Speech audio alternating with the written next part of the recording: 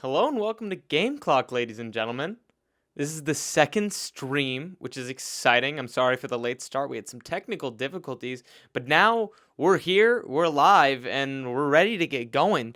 The lay of the land for today is we're going to be talking about the Thursday night matchup yesterday between the Eagles and Cowboys in the first quarter. In the second quarter, I'm going to do my predictions for NFL awards like the MVP and the Offensive Rookie of the Year. And then during halftime, I have a special announcement about my new stream schedule. And then in the second half, quarter three and quarter four, we're going to be talking about my predictions for the upcoming week of matchups. Obviously, there's a game going on right now. The Chiefs and Chargers are playing in Brazil. And there was already a game as the Eagles played the Cowboys. So obviously not all of the matchups are going to be as we're really predicting most of them are going to be, okay, this is kind of what happened. But let's start the clock on the first quarter. And with the clock running, let's talk about the Thursday night football matchup between the Eagles and the Cowboys. Now, obviously, Eagles came out on top with a 24-20 win by a somewhat dominant fashion after the lightning delay. There was a lightning delay in the third quarter, and that really shifted the game when it came to the defense and the offense. The game started, obviously, at 7:15 Central Time, and in the first 8 drives, every team finished and scored. Every single drive, they finished with some form of points, whether it be a field goal or a touchdown. But before all of that happened, we had one of the craziest experiences I've seen on a game opener where Jalen Carter, arguably the best defensive player on the Eagles, spits on Dak Prescott getting ejected from the game. It was flabbergasting, to say the least, to see this ejection happen before the first snap even happens after the kickoff. Jalen Carter has not played a single snap in this entire season, and he was supposed to start yesterday. And I felt the Eagles missed him as they gave up 20 points. I don't think this is a team that's going to give up 20 points as a defense. The Cowboys were able to run really, really well against the Eagles. And I think as a result of that, we saw a higher scoring offense than I think Dallas is normally going to produce. Obviously, towards the end of the game, there were some drops from CeeDee Lamb, and those were very out of character for him. He was normally a very consistent player. But let's kind of get back into it. So obviously in the first few drives, there was touchdown, field goal. There was a lot of scoring, and I thought, we're going to have a shootout. This is going to be a game where we're going to be looking at scores of 35-33, or we're going to be looking at a really, really high-scoring game. And then we get about, with 4:44 left in the third quarter, a lightning delay.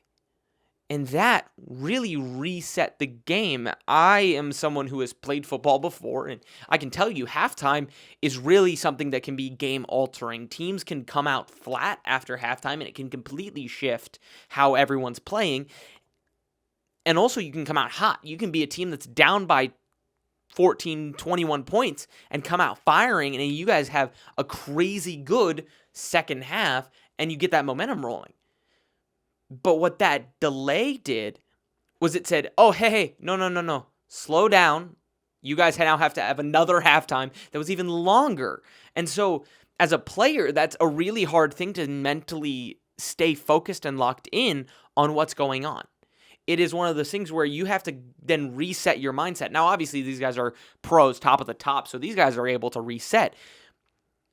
But the interesting thing is that the parts of the teams that reset were the defenses. The defenses came out like it was no one's business.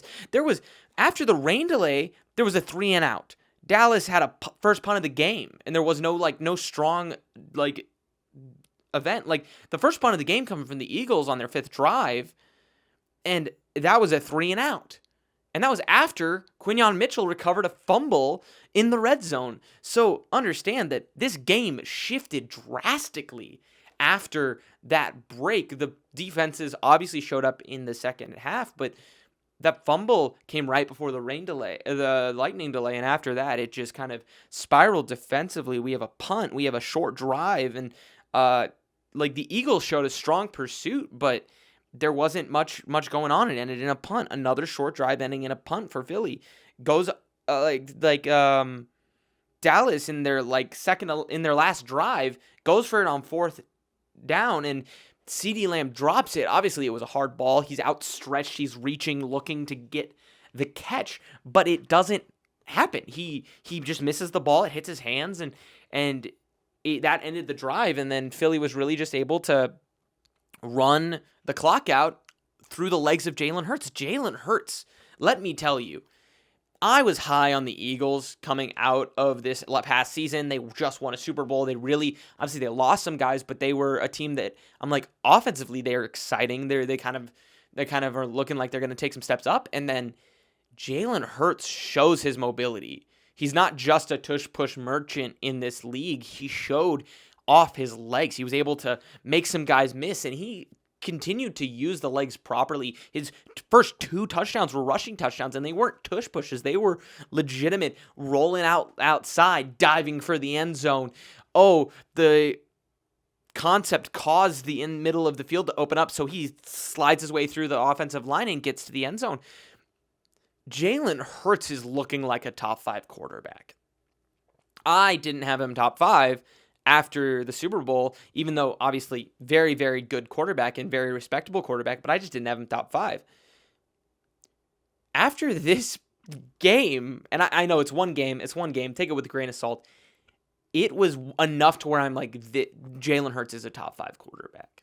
He has a very strong case for being a top 5 quarterback now, and his accuracy was on point, his just awareness and understanding of the game. And also another thing was Saquon wasn't getting really active, but he was active. It was a weird thing. He ended up with about 100 yards from scrimmage. A lot of those coming from the air, a lot of little checkdowns. And Dallas Goedert was a huge target for Hurts yesterday. He had a lot of receptions and was utilized a lot. And really a quiet game for Devonta Smith and A.J. Brown, the top 2 receivers for the Eagles. Obviously, the Dallas defense was doing a good job at covering those guys up, but A.J. Brown ended with 1 reception, which is super out of the ordinary for the Eagles. So would not be surprised if you start to see some more action from those 2 coming in the next weeks. Dallas-wise, Dallas clearly lacked a good edge rush. They had some strong interior. Kenny Clark is a good addition from the Green Bay Packers trade, but they really were lacking that edge presence that they had in the past with Micah Parsons.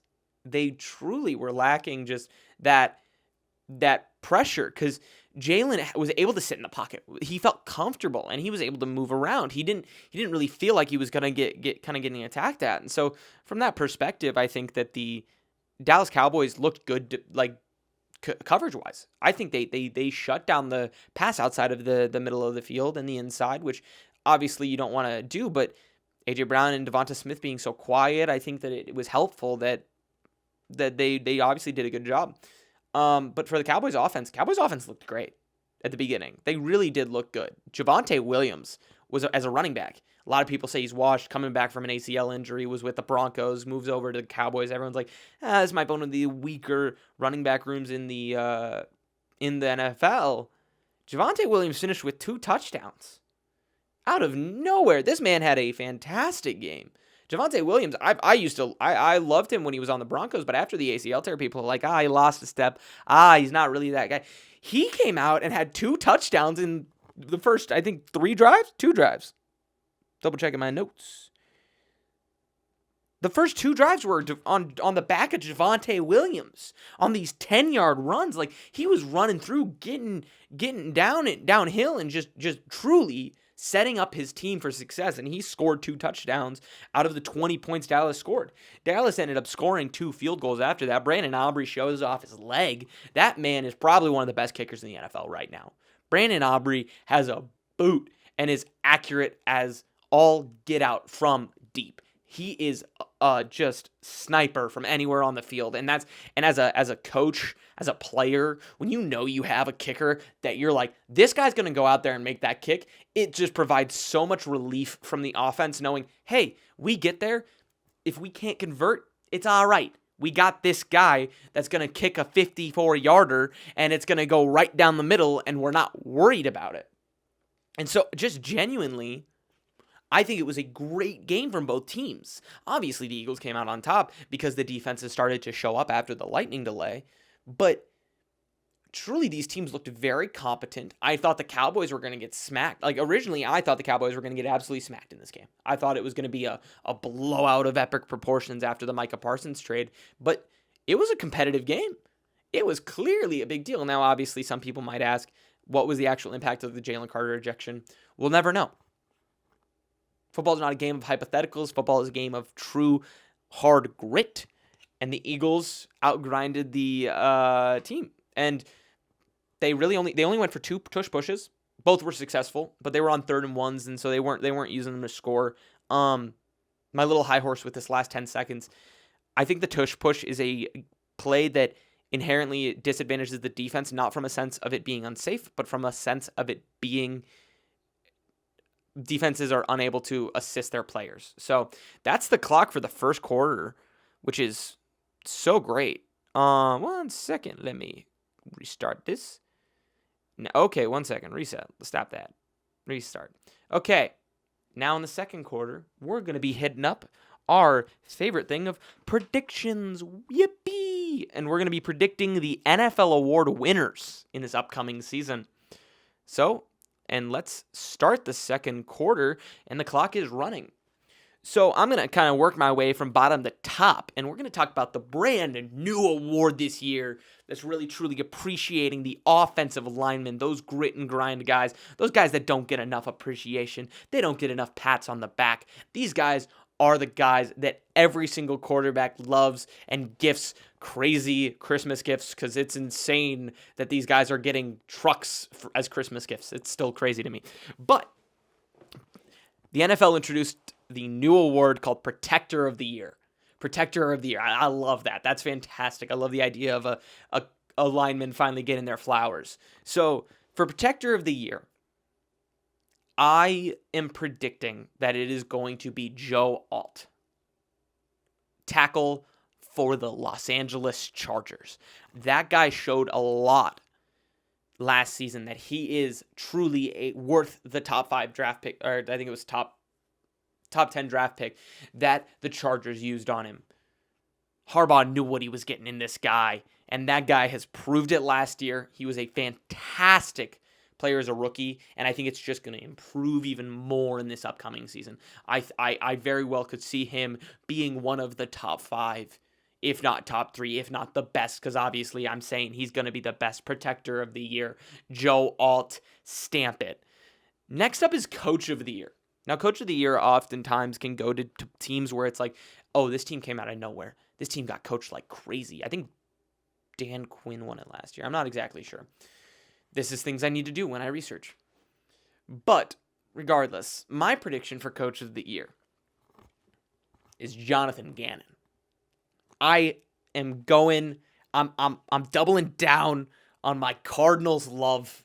I'm saying the Cardinals not only make the playoffs and win the NFC West, but I think their coach gets NFL Coach of the Year. I think that defense is going to come out here and be a top 5 defense in the NFL. I think that secondary is going to come out here. You're going to see Budda Baker have an elite year. You're going to see Will Johnson be one of the best corners in the NFL as a rookie, the steal of the draft. Max Melton's going to come out and show that he's a top 10 corner. He's like that. I think that the Arizona Cardinals coach, Jonathan Gannon, is going to win Coach of the Year. I think that he's going to show that they've done a good job at this ensemble that they've created. I think that he's going to show some elite coaching. I think that this team is the team that takes the step up. I think they go from an 8-9 team to a 13-4 team. And I think Jonathan Gannon is the head coach that wins Coach of the Year. Sorry, that was a little bit of my fandom coming out, but I genuinely believe, I think there's some evidence, I think that Jonathan Gannon is going to be that guy at the coaching position this upcoming season. Now we're going to get into Comeback Player of the Year. Now, the Comeback Player of the Year, for those who don't know, is meant to be for someone who comes back from hardship, albeit injury. Most times it's injury, but sometimes it's their career kind of died and then they had a renaissance. We saw that with Joe Flacco and Geno Smith, but they're trying to kind of move away from the, oh, you had a lot of bad seasons and then you came back and oh my gosh, you came out of nowhere. They're trying to go and reward the guys who fought back from injury. The amount of grind that it takes to come back from an injury is insane, and the NFL wants to reward that and honor these players. And I think comeback player of the year is going to be Aiden Hutchinson, defensive lineman for the Detroit Lions. I think Aiden Hutchinson was a top 10 defensive player when he got injured.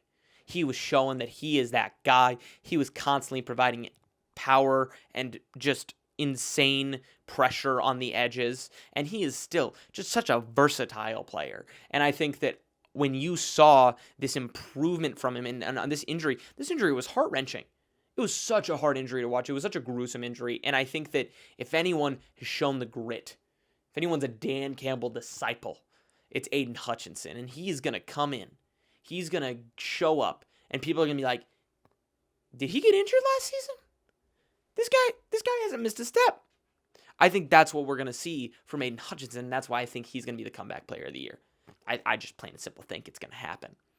Now we're going to get on to the rookies. Give these rookies some flowers, these young bucks. And I think for the defensive rookie of the year, there's a couple options I could go with. There's Travis Hunter. But I don't think Travis Hunter is going to be the defensive player of the rookie of the year. I think it's going to be Abdul Carter. He's an edge player. Sorry. Got my cadence off there.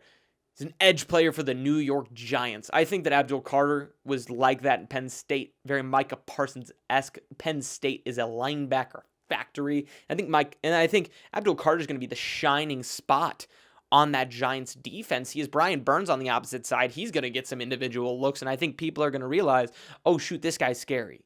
I think that he is going to come out and be the defensive rookie of the year. I got a feeling. I got that feeling in my bones. This guy's like that. This guy's a football player, and I think that he's going to show it in this upcoming season. Offensive rookie of the year. Now, offensive rookie of the year, there's a lot of options. Ashton Jeanty, he's going to be the running back for the Raiders. I think he's going to be a big proponent. I think he has a shot at winning. I think that there are a lot of other things. I think Ted McMillan out of Arizona playing for the Panthers has a huge shot. I think he's going to be a number one wide receiver. I think he's got a competent quarterback in Bryce Young. But offensive rookie of the year tends to be a quarterback award when quarterbacks ball out.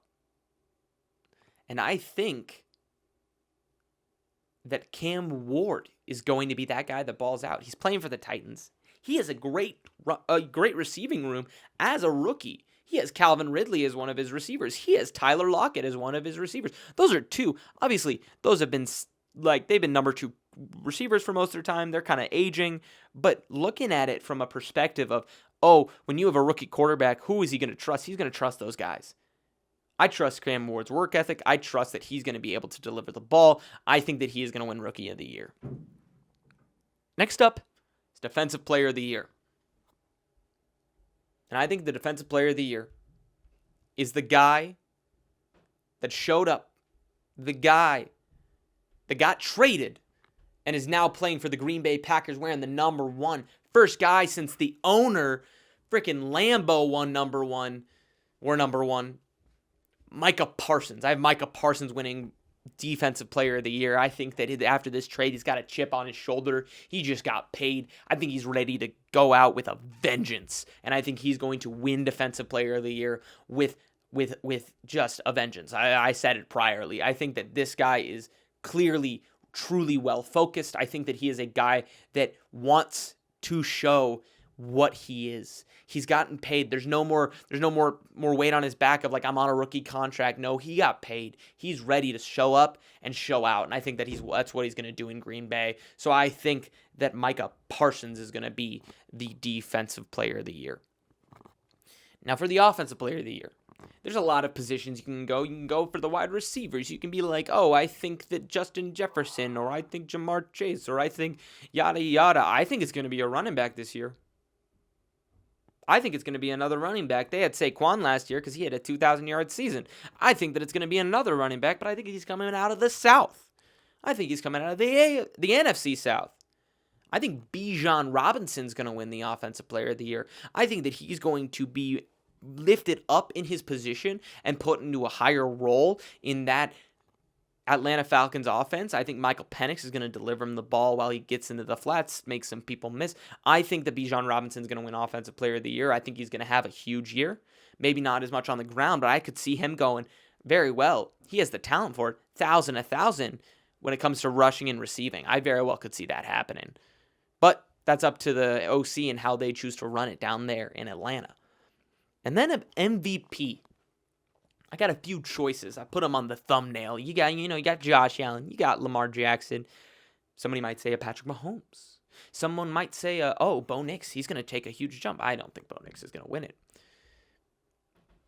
I have the guy who should have won it last year statistically, but his team let him down. I have the guy who's fought back from injury. I have the guy who helped his receiver get a triple crown last season. I have Joe Burrow as the MVP of the NFL in the 2025 season. Stamp it. I think that he is going to show once again that he is an MVP caliber quarterback.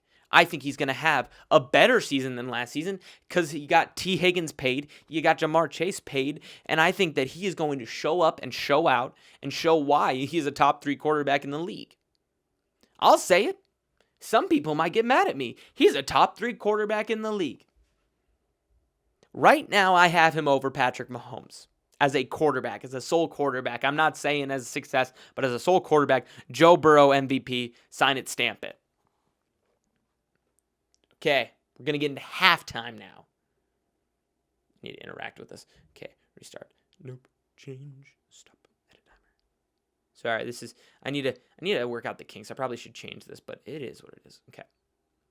Halftime show. Clock's running. Okay, for this halftime show, it's going to be a little bit less intense as I've been in the past couple segments. So I just wanted to talk to you guys and talk to the audience a little bit about kind of where I'm at. So I'm obviously a college student, and this is a big thing that I'm working on, trying to develop my brand and ability and craft as a broadcaster. And so this is a lot of me learning. And as I'm doing this, I realize that looking at it, I think that 2 streams might be a little bit much as I try to balance my college schedule and working and doing other life things outside of just this YouTube channel. So I'm going to be shifting to 1 stream a week. It's going to be the Tuesday night stream.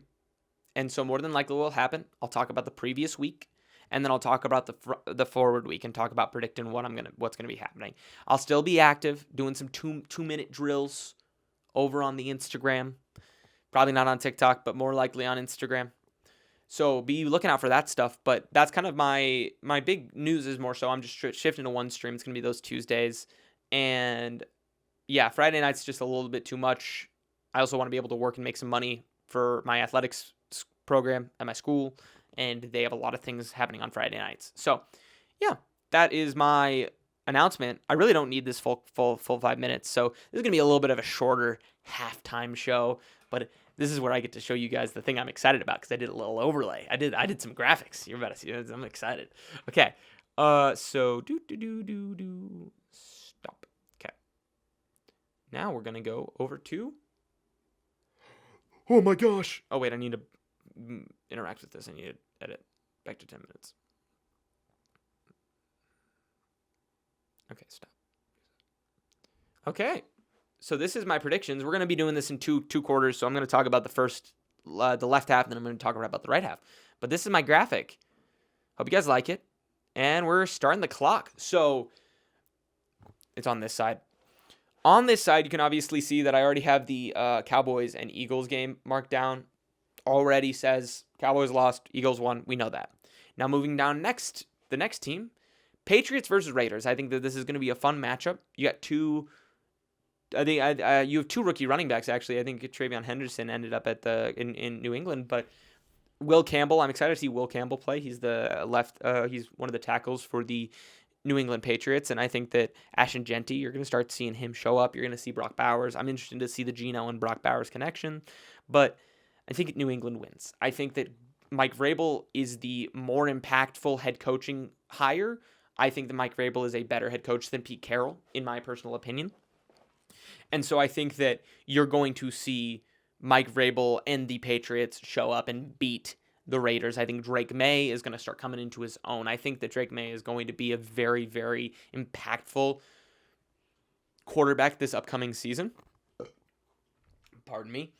And I expect to see more from him and more success from him as the years go on. I think Drake May has all the talent. He shows that he has the recognition. He shows that he's got the arm. He shows that he's kind of got the legs. So I could very well see the Patriots just winning this matchup. I don't know how close it will be. I think that it could be a very close game, but I think it's going to be a shootout. I don't know how big the defensive shift's going to be for the Patriots, because the Patriots did not have the best defense last year, but you can't discount Mike Vrabel and that he is a defensive-minded head coach, so very well could see a huge jump there. But offensively, I think that's where you're going to see the uptick in production. I think Drake May into his second year. He has Stephon Diggs as his number one wide receiver, which he hasn't had a number one wide receiver yet. And so I think that it's exciting for him to have kind of a guy that he can throw to.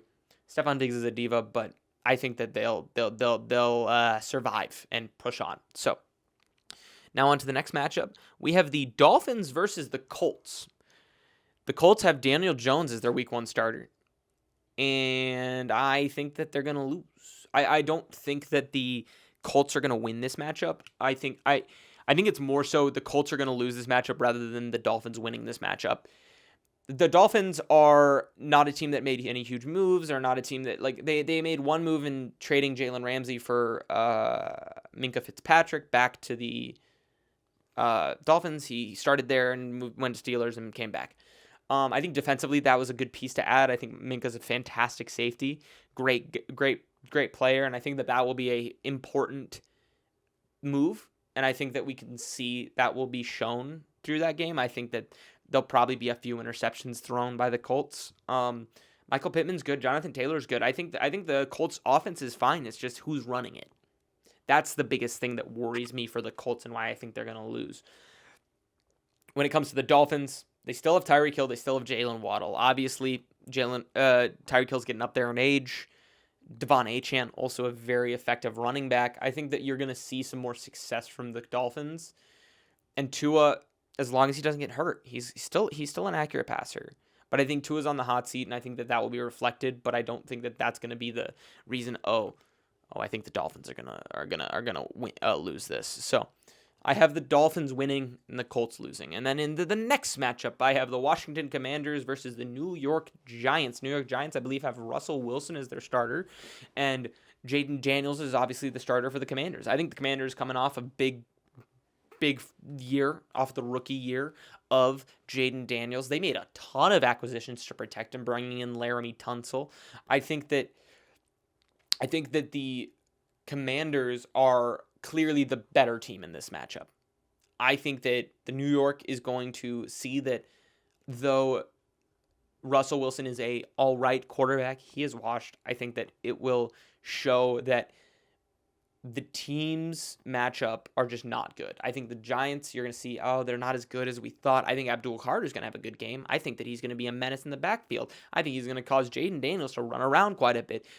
But I don't think that that's going to be the difference whether they win or lose, because I think the Commanders win off talent, and I think the Commanders win off of just pure not coaching. I think they win off of just their talent and their roster around Jaden Daniels. They paid Terry McLaurin finally. He threatened to request a trade, but that doesn't matter when he got paid, and now he's back with his guy Jaden Daniels, and he's been without a quarterback for a while, so I think he's ready to play with a competent quarterback in Jaden Daniels.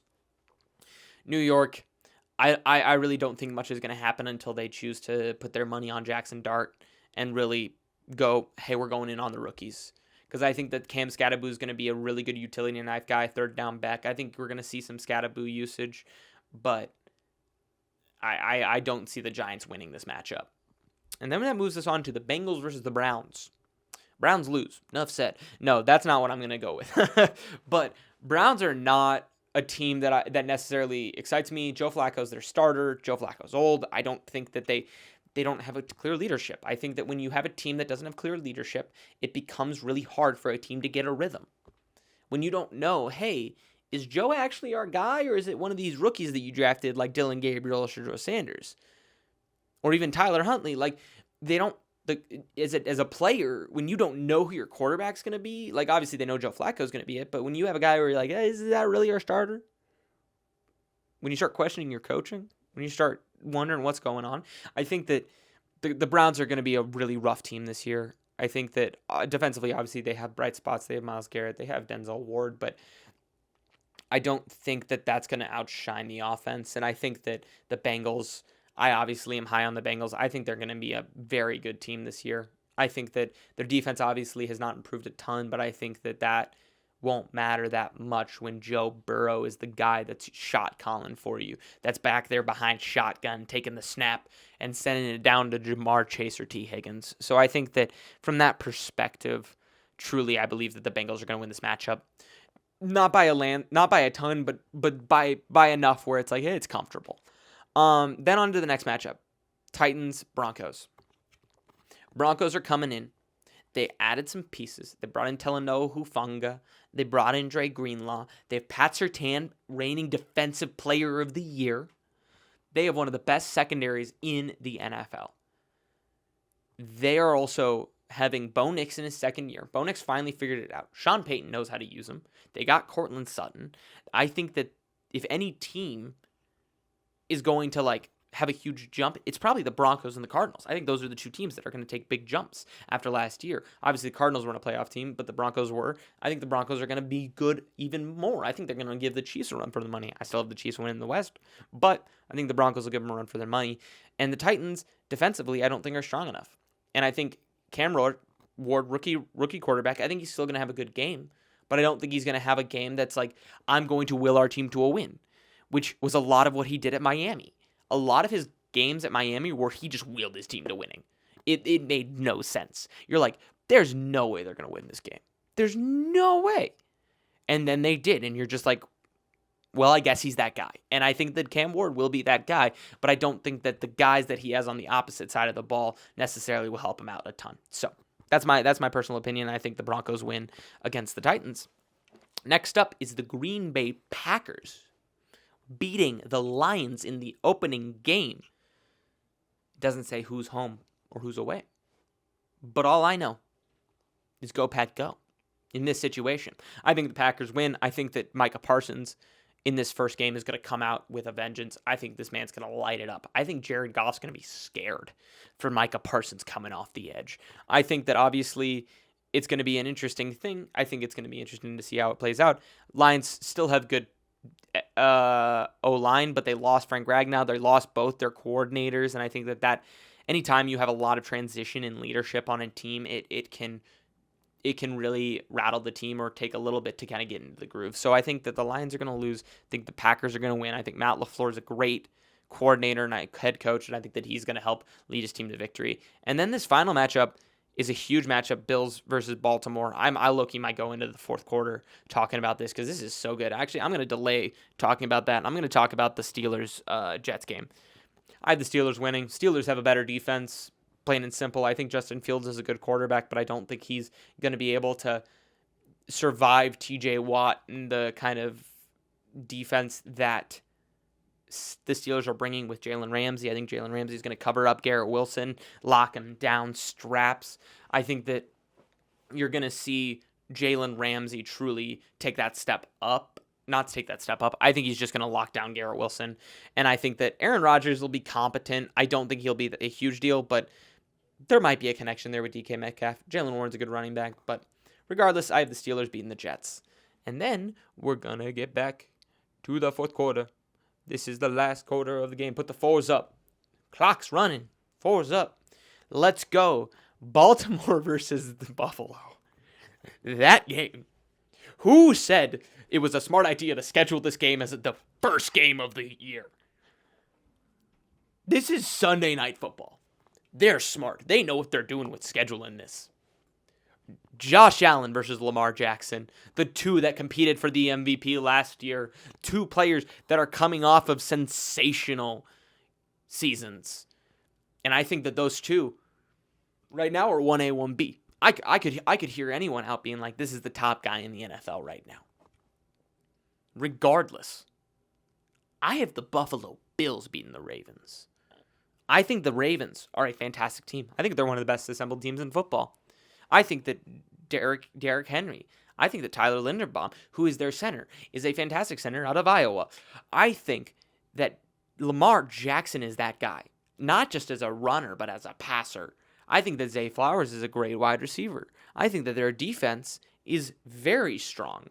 I think that their defense can show up and make plays. They just paid Kyle Hamilton, their safety, that was a dog last year, and I think that he's going to make a big impact. And so, from that perspective, Baltimore seems like the team that, oh yeah, they should win.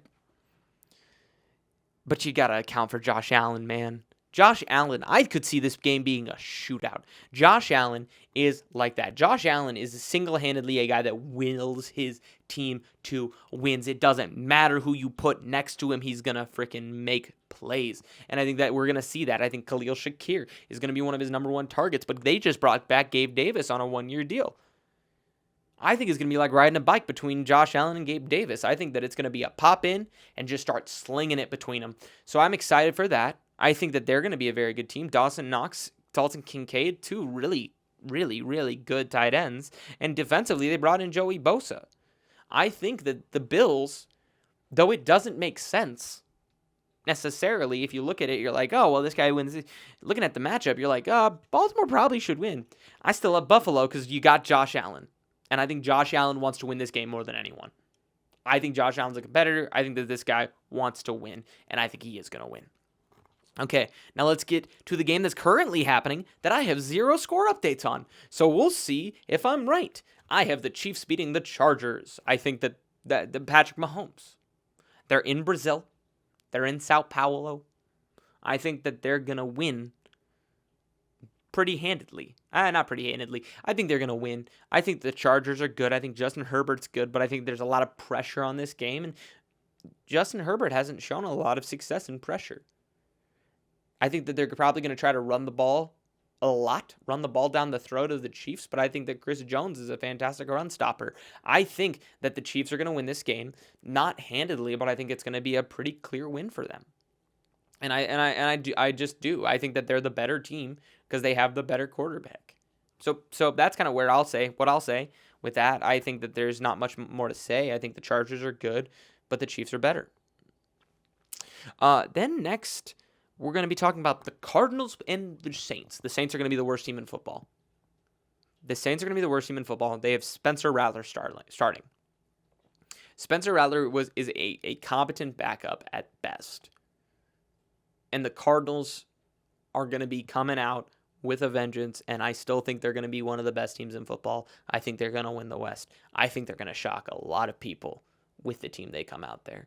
I think Spencer Rattler is going to be shaking in his boots with the revived defensive line as they brought back Calais Campbell, as they have their rookie D lineman, and they also have the man Josh Sweat. 2 sacks in the Super Bowl. I think that the Cardinals are going to win. I think they're going to win pretty handedly. I think the Saints are one of the worst teams in football, and I can stamp it. That's the one game that I'm like, you know what? That's a lock. That's the game that I'm like, you know what? I can lock that in, and I'd be completely fine. I don't see any world. I see one world, but that's a world where the Cardinals team's bus just doesn't make it to the game. That's the only world I see the Cardinals not winning that game. Okay, next matchup is the Jaguars versus the Panthers. I think the Panthers are going to come out. I think they're going to have a good offense. I think Xavier Legette. I think Teteroa McMillan. I think Bryce Young. I'm like, ooh, that's a fun offense. They got Chuba Hubbard. Ooh, that's a fun offense. But the Jags have a new head coach. I think that's going to revive their team. They went out there like, we're going to trade with the Browns. We're going to pay a haul of draft picks because we want our guy. And they got their guy. They got Travis Hunter. They got a guy who's going to play corner and wide receiver, which is crazy. I still cannot fathom that man plays 2 positions. It's an insane thing to do. But I think that the Jags are going to win just because I think that they have a better team assembled right now. I think that Liam Cohen probably is going to be a better coach, and I think that the defense for the Panthers is not good enough to handle the Jaguars. I just don't. And I think the Jags defense is all right. I don't think it's the best, but I don't think it's the worst. And I think that that mediocre defense still is going to be one of the worst defenses in the league. So I have the Jags beating the Panthers in their Sunday matchup. Next up is the Bucks versus the Falcons. I know I said signed, sealed, delivered. I have freaking Bijan Robinson winning Offensive Player of the Year. He's going to get the stats. I don't think he's going to get the wins. I think Buccaneers win this game. Baker Mayfield, Mike Evans, Chris Godwin back from injury. I think that you're going to see some pretty big success. You got Anton Winfield Jr. in the backfield who got paid last year. I think that the Bucs are the better team. I think the Bucs are going to win the South. And I think that as a result, you're going to see that become the clear factor. Is just, I think they're the better team. I think the Falcons are good. They're young, but yeah. No more words need to be said. Buccaneers beat the Falcons. Next up is the Niners versus the Seahawks. Brock Purdy, Christian McCaffrey, George Kittle, Brandon Ayuk, Nick Bosa, Fred Warner. That's just a couple of the players that I think are going to make an impact in this game against the Seahawks. I don't think the Seahawks are going to be the huge winners. I don't think their offensive line is good enough to protect Sam Darnold. I think Nick Bosa is going to have a field day in the backfield. I could see him going for 3 sacks this game. I think that the 49ers win this game. Brock Purdy playing like he's paid. George Kittle is back. Christian McCaffrey has some hankerings of a calf injury. He's questionable. If that man does play, I think that they win it. And they win it pretty strong. So that's what I'll say. I think the Niners win, and I think that that's kind of going to be the clear focus. And I think that they're going to continue to stack some wins. I think Seattle, obviously a lot of Seattle fans are like, we're going to come out, we're going to have a top 5 defense. And it's like, yeah, but I don't think your offensive line is good enough to protect against good edge rushers. And the West is full of good edge rushers. So that's where I have that matchup. Next, I have the Houston Texans versus the Los Angeles Rams. I have Los Angeles winning this. I think that with their team healthy, with Puka Nacua, with Devontae Adams, I think that they have a really good receiving attack, and I think that they have a good running attack. Tyron Williams got paid, and I think Sean McVay is going to dial something up that's going to really make this Houston Texans team struggle. They have a good defense. I think Will Anderson Jr. is a fantastic player. I think Derek Stingley Jr. is a fantastic player. But I think that the Rams are going to win this. I think C.J. Stroud's great. I think C.J. Stroud's going to take strides up. He obviously had a sophomore slump, but I think he's going to kind of bring it back in this third year in the league. But I think that he lost one of his main tackles in Laramie Tunsil because he got traded.